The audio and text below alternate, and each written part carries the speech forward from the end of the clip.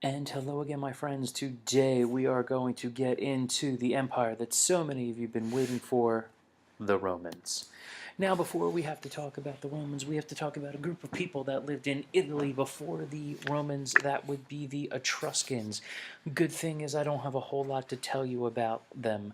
We know that they lived there before the actual Romans got there. We do believe they are Indo-Europeans, that they are from Lydia, which was also part of modern-day Turkey or Asia Minor, so Indo-Europeans that kind of wandered around into the area.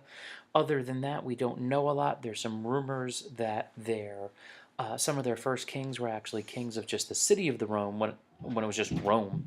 But we do know that they liked art. On the right, you have a fresco, which is a wonderful painting of a man playing some type of instrument. And on the left is a statue, and we've seen lots of these statues of a man and woman actually enjoying a meal together. According to tradition, this is how the Etruscans would eat, and men and women would share it. Seems like they actually care a lot about one another. We have discovered some writing from them, but it looks like it's kind of like this weird mirror writing, which means it's backwards and upside down and hard to read, and I got nothing. So let's just go forward. Okay, so according to tradition, Rome was, most of the stories of its founding are mythic in nature, that we're not really 100% sure. The main story that comes from us is the story of Aeneas. Now, if any of you read the Iliad, Aeneas was one of the younger sons of Priam of Troy. And when the Greeks conquered Troy, Aeneas took the survivors and took off. And as you can see, he went up into Thrace, he went down to Crete, he hugged along the Greek coast, he went to Sicily. Eventually, he ended up in Carthage, where he had an affair with a queen named Dido, and it was wonderful, but then he left her, and she was sad, and she cried, and then the Romans destroyed them later. And then eventually, he ended up in Italy, and it was his descendants that would find Rome near where you see Latium, where, of course, we have Latin. Now, here's the really cool part about this all, though. We don't necessarily have, I mean, the people that live in modern day Turkey and Italy do share some characteristics, but we did some genetic testing on their cattle. And the cattle in Italy are pretty much identical to the cattle in Asia Minor. And it's not uncommon for people when they migrate to bring their cattle with them. So, where we might have a mythic story, it might actually be rooted in fact. So, you never know. The big story the Romans said was that the stories of the foundation of Rome came from two descendants of Aeneas, the twin boys Romulus and Remus. Now, we don't know a lot about these guys either. This is a famous bronze statue that goes back to the Roman time periods, that they were raised by a she-wolf, and she fed them her milk from her litter. I don't know if anything about these godlike wolf children, but it is giving credit to them that somewhere around the year 756 or so they founded Rome.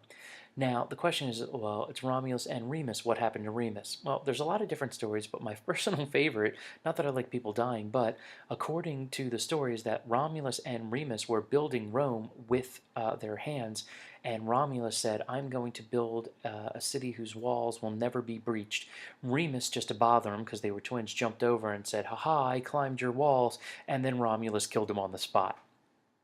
Not exactly sure why. Some people, they fought over it, but the fact of the matter is, who exactly founded Rome, we don't really know. This is what we do have. The city of Rome was founded around 750 BCE and had fantastic geography. It's right on the Tiber River, and it's just like Athens. See, coastal area where the crazy sea people could come and kill you. But Rome, not on the coast, a number of miles up the Tiber, and you'd have to travel upstream. So they're safe, they still have access to the sea, life is good. What we do know in Rome is eventually what happened over time is that you had the creation of two distinct classes of people.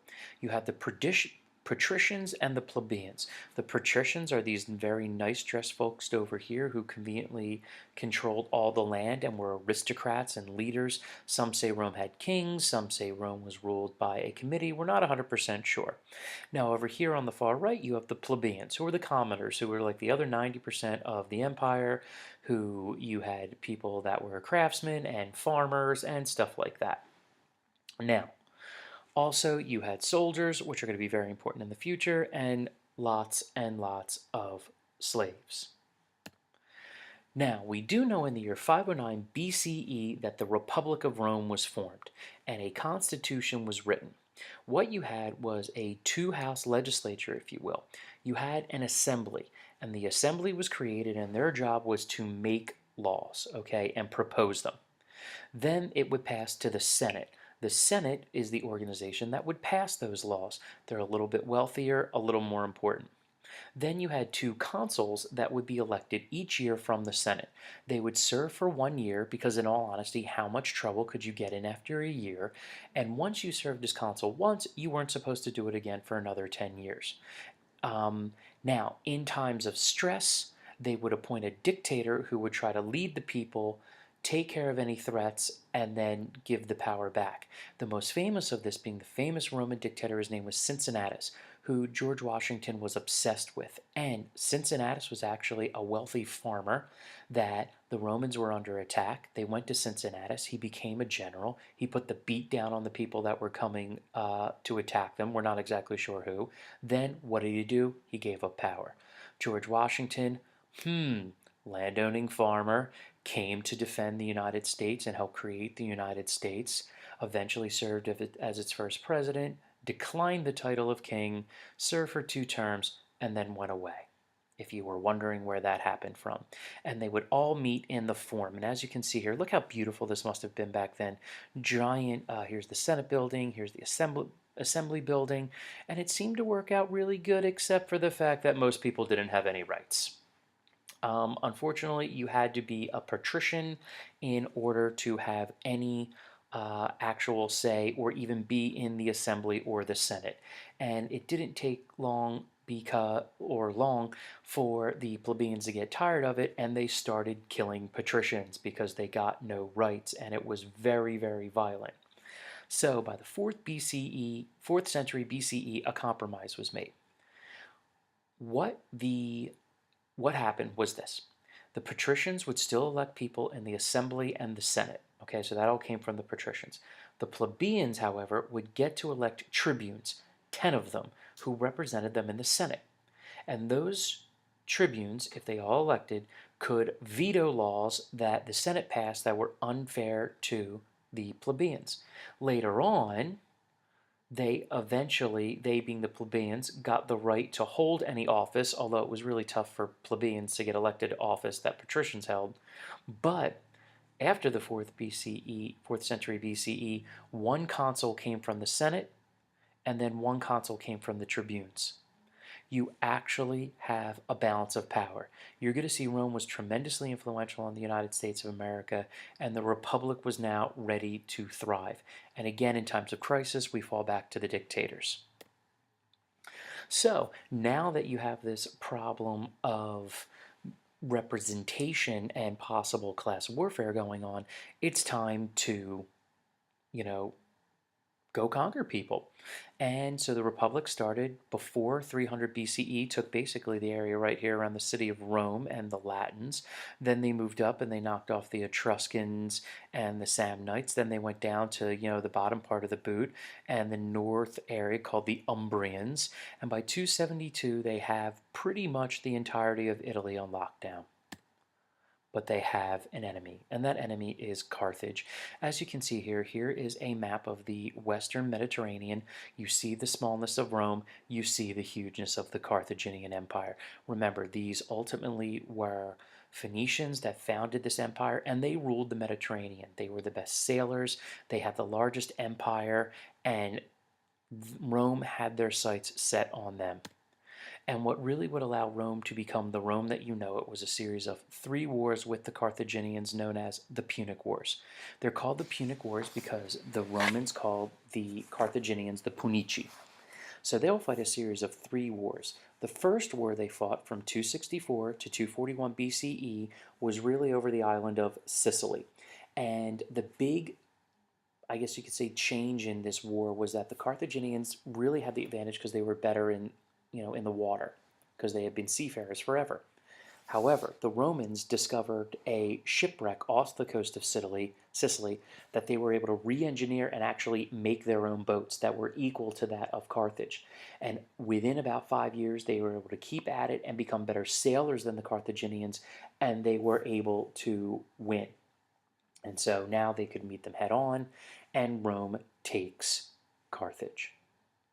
Now, about 23 years later, you have the second and really the most important one of those wars, as I have some technical difficulties here. We're back. And that would be the Second Punic War that went from 218 to 201 BCE and introduces us to the famous general Hannibal, or Hannibal Barca. He actually did have a last name. Hannibal decided that he was going to take the war to Rome, that if he could defeat the Romans on their turf, that Carthage could be the greatest empire ever. And what he did is he took his army and his elephants through Spain, and what they were going to do was go to the north and come through the Alps to attack Rome from behind. Now, they did carve their way through the Alps. Unfortunately, as you see in the picture, way in the back over there, the elephant fallen over, all but 3 of his elephants died. But early on, Hannibal had basically the best army in the world at that time. Okay, he defeated the Romans at a couple small engagements and then absolutely hammered them at the Battle of Cannae, and it seemed like they were going to be able to conquer all of Rome. Unfortunately, he got to Rome and he couldn't get through the walls, and basically he ran out of supplies. So he was forced to go home. Then the great general Scipio, or Scipio Africanus, came up with some new techniques, and he decides to attack the Carthaginians at Carthage. And you have the great turning point at the Battle of Zama. On the bottom you see the Roman cavalry going against the elephant cavalry, but Scipio was able to figure out that elephants basically like to run in a straight line and are scared of really loud noises.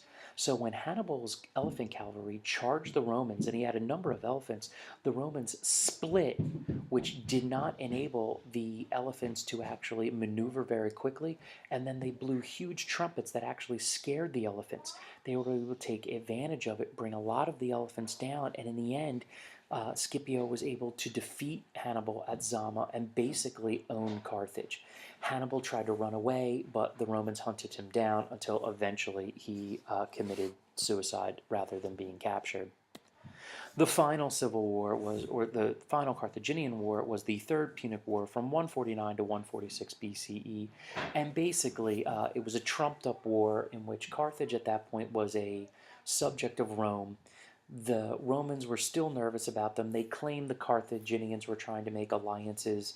The famous Roman man Cato said the phrase "Carthago delenda est," Carthage must be destroyed, and they basically went in and destroyed the city.